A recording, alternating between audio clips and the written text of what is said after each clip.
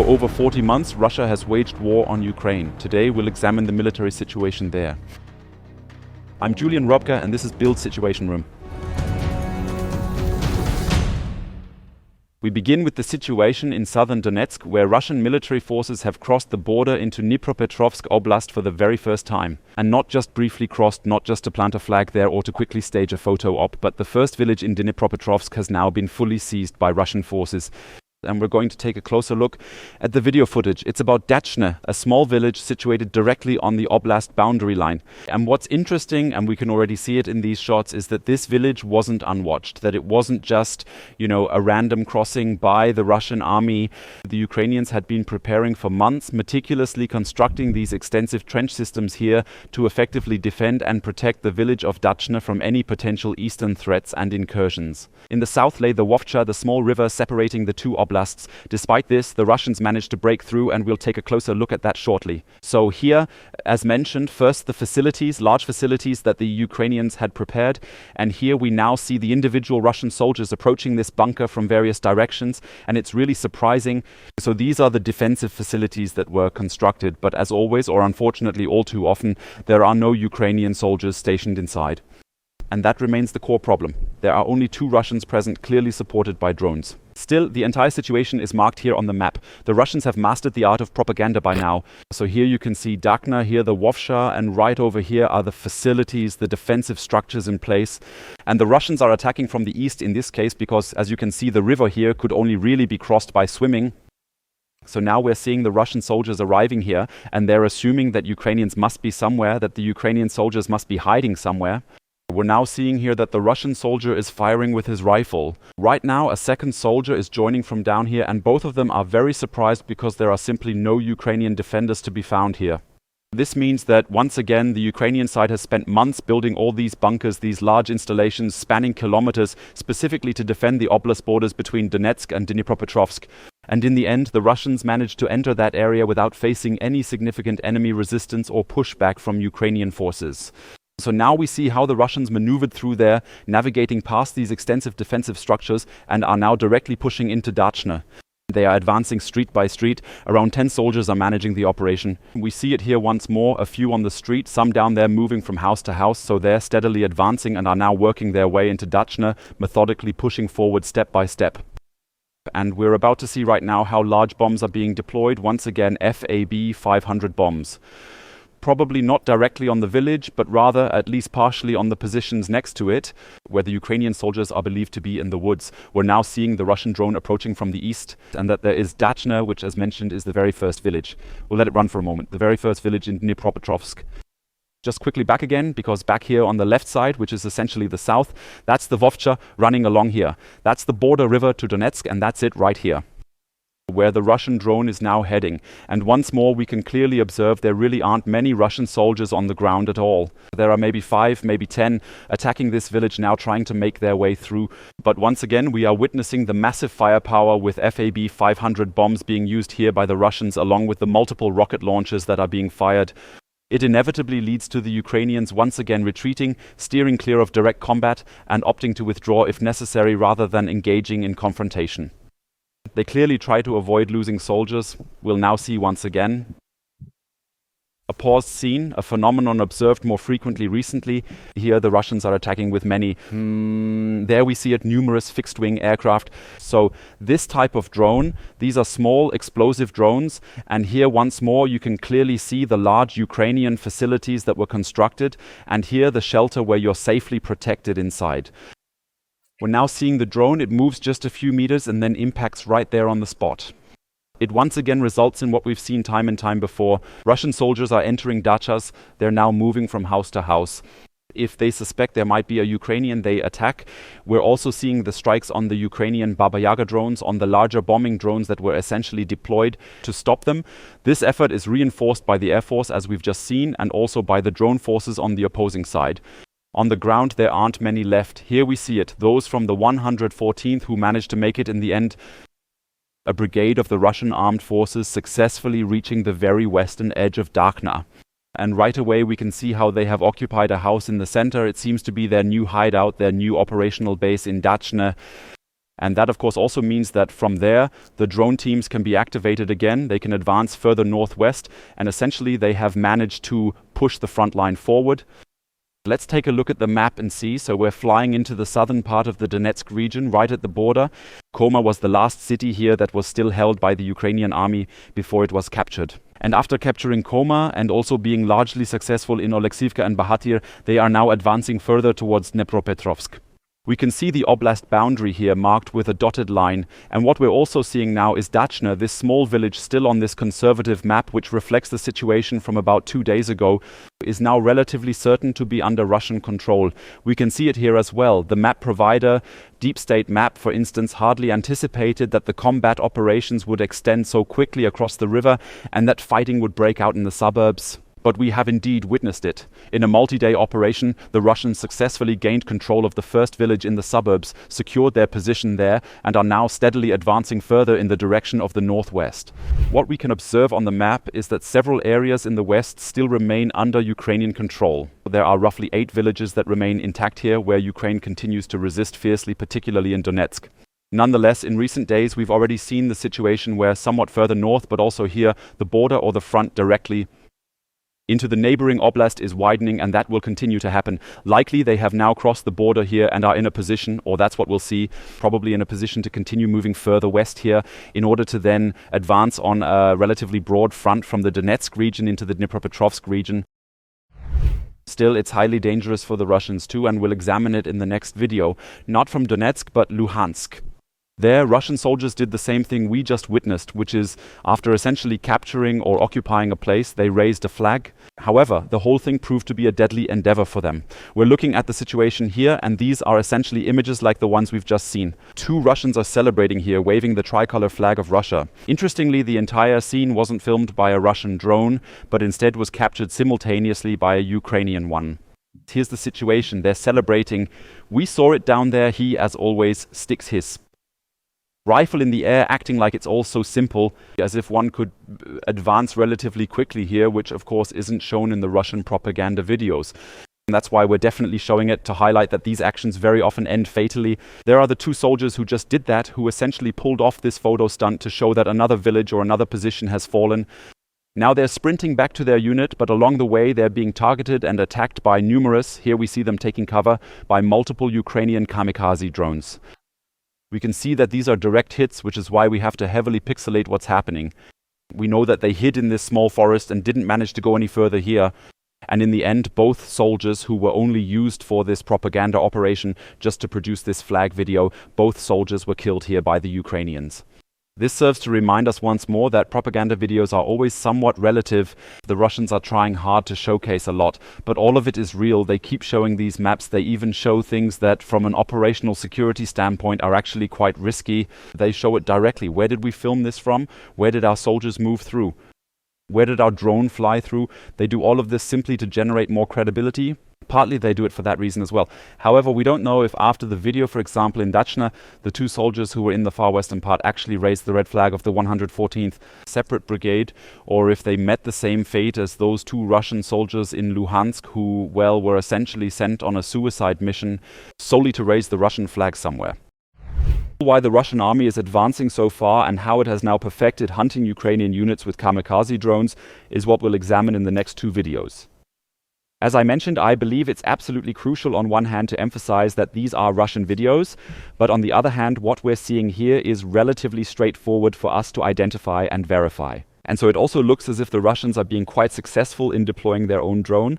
Here we see a position near Pokrovsk, and clearly visible on one side are the dragon's teeth, which were deliberately and strategically placed and buried by the Ukrainian units. What we see down here is a fiber optic drone of the Russian army, and what we see on the right here is a Caesar gun, meaning a 155mm artillery piece of French production. This gun is now driving through the dragon's teeth at this spot, moving on to wherever. The Russians have thoroughly monitored this route, knowing precisely where the Ukrainian artillery is advancing, specifically through the dragon's teeth. You can't just drive through and ambush them there. That means we have here a kamikaze drone. In this case also with a fiber optic connection, which of course can only stay in the air for about 15 minutes due to the battery. However, if it's waiting on the ground, if it's transmitting its camera's live feed, then it's operational for much longer, ready for action, so to speak, now waiting here for the passing artillery. And is about to launch now to track down this César from France. So here we see the capabilities the Russians have quite clearly visible once again. The Ukrainians had to move precisely along here with the heavy artillery, because on both sides there were otherwise the dragon's teeth, which they themselves had installed.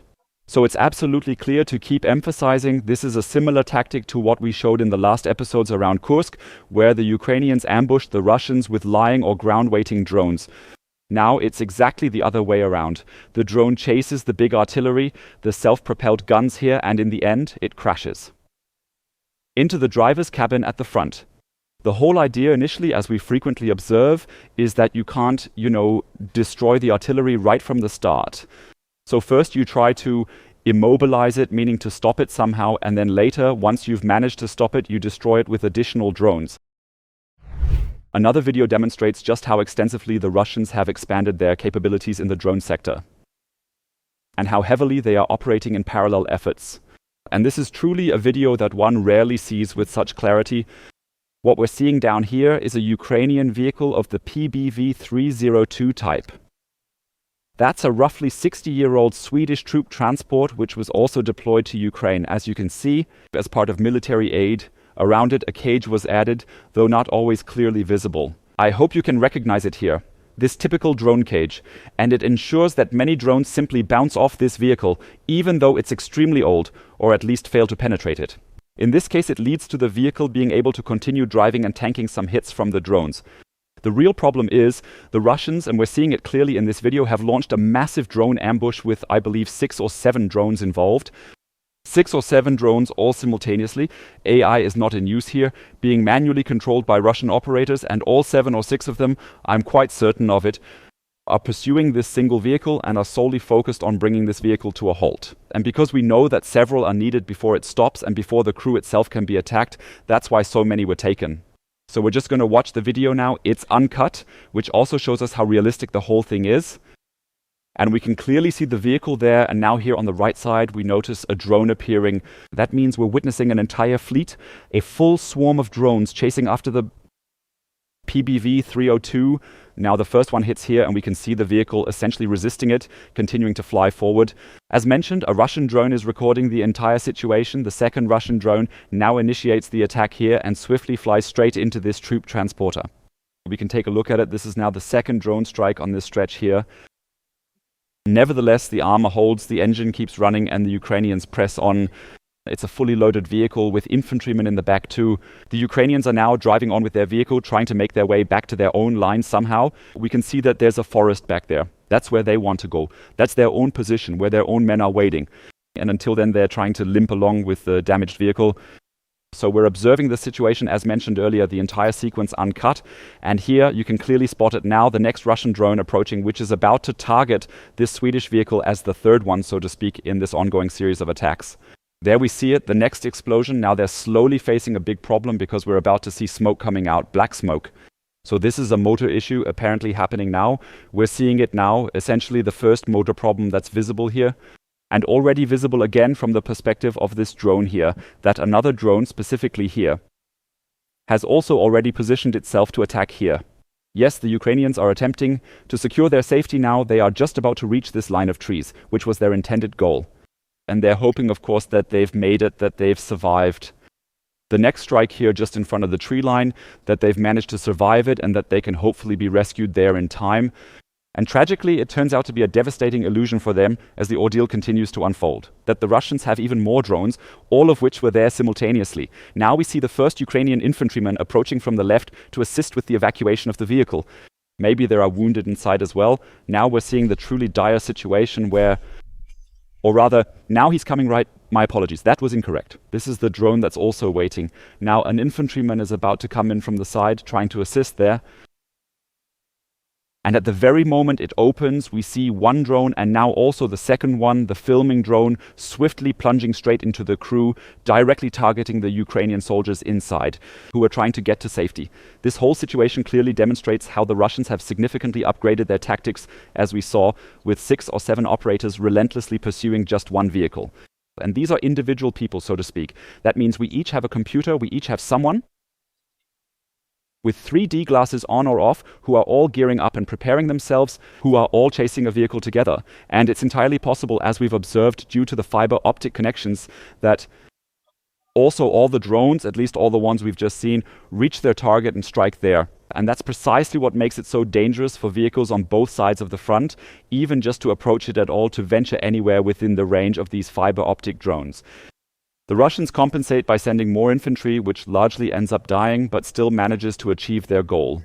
The Ukrainians are not currently in a position to compensate for this, as they simply can't generate more forces. Sending soldiers on foot to the front would result in similarly high losses, just like the Russians are currently experiencing. But it's not just the Russian army perfecting drone use, the Ukrainians are doing it too. We're now looking at new footage that once again shows how a radar system was destroyed. There are quite a number of them that we've seen in recent weeks, the ones that have been attacked here. The Russians are still able to send new Grad systems to the front. Even if they stay 10 to 50 kilometers away from the front, it doesn't help them much because the Ukrainians are closely tracking their movements with drones. And here as well, we see that while it's not simultaneous, it's still one after the other. This system is being attacked and then consequently destroyed, while a surveillance drone monitors the entire scene from above and precisely controls the fire accordingly. And not just in short range, but also in the medium range, so roughly around 100 kilometers, the Ukrainians remain strong when it comes to their drones. Here we have two new videos showing how. Russian military assets in Crimea occupied since 2014, are being attacked. On one side, we have a fairly modern drone, the UJ-26, which is shown here on the left, being prepped and then launching at night. And this drone is now targeting various radar systems in Crimea. And we see, of course, that it's also always an attack per drone. So we just saw a launch. Probably there were about 10 launches that day. And now you can see directly, it's basically approaching Crimea over the Black Sea. How it then approaches the radar systems and subsequently engages several of them. We'll let it run for now. We're now observing the Panzer S-1 system attempting to defend itself once again, but it misses its target. Here twice, or rather once, it shoots beside the drone, and now, regarding trust in their own technology, these are the Russians running away from their own Panzer S-1 system, because they simply don't trust it can withstand or repel the attack, and as a result, here we also witness the ongoing assault on these systems. Here we're seeing additional radar systems of the Russian army deployed, possibly a Buk radar system. Once more, we observe the crew swiftly moving to safety as the drone closes in and eventually vanishes from sight. Some of these videos here show hits, while in others it's a bit questionable whether anything is actually hit, especially here in the last one, because then we see the attack on a Su-30 right on an airfield. The Ukrainians, of course, claim they destroyed it. However, when we look at this angle and see the drone starting to weave and move down to the right, it could well be that the momentum caused the drone to miss the plane by a few meters. Nonetheless, we can see that the Ukrainians remain very active in Crimea, as the next video shows, because here an S-400 system is being attacked. Probably from various angles. Here we can see the radar system, and it's also likely that the crew is positioned somewhere nearby. It seems there's just been some kind of encounter, and now we're seeing more units being repeatedly deployed, likely reinforcements heading toward the missile launch bases or the launch vehicles as expected, as well as to the fire control center positioned over there in the distance, possibly coordinating operations. So from various perspectives, we see the radars being attacked again and again. So it seems the Russians are unable, whether through electronic warfare or kinetic means, to effectively defend Crimea with these sophisticated systems in place here. Yet the Ukrainians, as has been the case before, are capable of delivering strong blows, destroying multiple radar systems, but they still can't convert these tactical successes into a clear strategic advantage. You can't end up saying, great, and now we can launch ground operations or something similar, or attack over land there. This means that all these attacks are strictly confined to just causing destruction and nothing more. As it must be said, very expensive Russian military equipment. So what we've seen is that the Ukrainians are using medium-range drones to strike in Crimea. They are also making use of long-range drones, as the following video shows us. Specifically, a video from Izhevsk, a city located about 1,200 kilometers from the Ukrainian border. And here, a facility for optical military technology was targeted, and we can see just how remarkably precise the Ukrainian drones strike here. We already see the smoke rising from this Izhevsk facility. That means the first drone has already hit, and here we see the approach of the second one again, moving precisely there and striking directly into the smoke. It strikes the same building yet again from 1,200 kilometers away from the Ukrainian border. We also have additional footage from bystanders in Izhevsk showing us what has been deployed here. Specifically, it is once again a Luti drone, a Ukrainian long-range drone, which, as reported a German newspaper, is now being co-financed with significant financial support from the Federal Republic of Germany. 500 drones are to be co-produced, or rather financed, with their construction funded from German resources, costing the federal government a total of 400 million euros, so that Ukraine can continue to strike deep into Russia. Here we see the approach once again of this Luti, which is now flying towards Izhevsk, and in just a moment, from another perspective, this absolute precision that we have already witnessed, which also works at such a great distance. And as mentioned, we're positioned very far away. So the question is, how are Ukrainians managing to navigate through the entire Russian air defense system, including all nearby areas? But also, how is it possible for them to maintain control essentially until the very end? And despite what one might think, for example, is that despite the electronic warfare measures over this military factory, they still managed to fly precisely on target. Let's watch the video again. We can see here at the end how the factory is already burning and how yet another Luti's drone from above is diving with pinpoint accuracy directly into it. There were fatalities, there were injuries in this attack. It must be clearly stated, 3 workers died in this factory, 17 were injured. But for the Ukrainians, at least, this was a legitimate attack, because their objective was to directly target and disrupt Putin's war machinery. Here's a clear view of the building we saw earlier from a lower angle, with both strikes landing with remarkable precision in the exact same section of this facility, which is dedicated to the production of military optical technology. Finally, let's take a look at a video that shows North Korean technology still being used in Ukraine. Kim Jong-un recently paid tribute to the fallen soldiers. There was a big propaganda show on North Korean television. They are supposedly back in North Korea now, but what's still there is the heavy equipment that was delivered.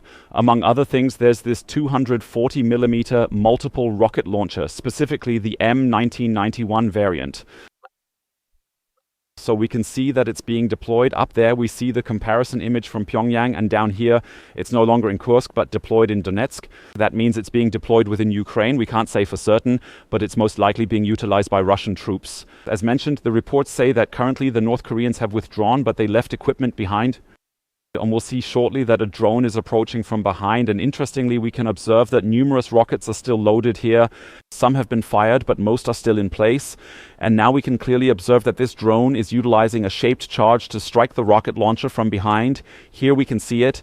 It explodes and essentially fires a precisely directed shaped charge at the rocket's position there, ready for launch. And the result is indeed quite spectacular. Namely, we see here once again how the drone explodes behind it, and the rockets shoot directly through the driver's cab, tearing through it,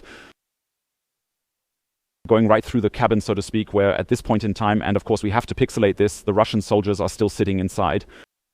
Yes, they can still escape the vehicle somehow. Their condition remains unclear. In any case, the two more or less fall out of the vehicle, and we can see that shortly after, the entire M1991 system here explodes, as stated earlier, abandoned by North Korea, now utilized by Russia. That means the arms assistance continues.